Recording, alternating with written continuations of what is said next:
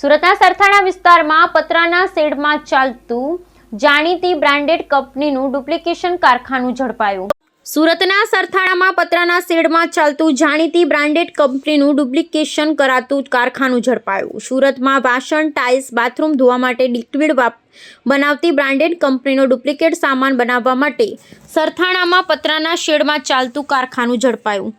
મુંબઈની ટીમે સ્થાનિક પોલીસ સાથે દરોડા પાડી ₹3.31 લાખનો સામાન કબજે લઈ એકની ધરપકડ કરી હતી। ફિનાઇલ, વાસણ, બાથરૂમ ધોવા માટે દેશની જાણીતી કંપની દ્વારા તેમની કંપનીની લીગલ કામ માટે ઓથોરિટી આપવામાં આવી હતી।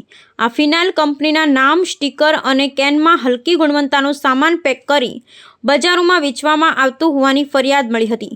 તપાસમાં સુરતના સરથાણા વિસ્તારમાં સીમાડા કેનાલ રોડ પર આર એન્ટરપ્રાઇઝ નામથી પતરાના મોટા શેડની આડમાં આખું કારખાનું ઊભું કરાયેલું બહાર આવતા તેઓ સુરત ખાતે આવી પહોંચ્યા હતા। સરથાણા પોલીસને સાથે રાખી રેડ કરવામાં આવી હતી। અહીંથી બનાવટી phenyl, toilet cleaner, tiles cleaner, dishwasher સહિતનો જંગી જથ્થો મળી આવ્યો હતો।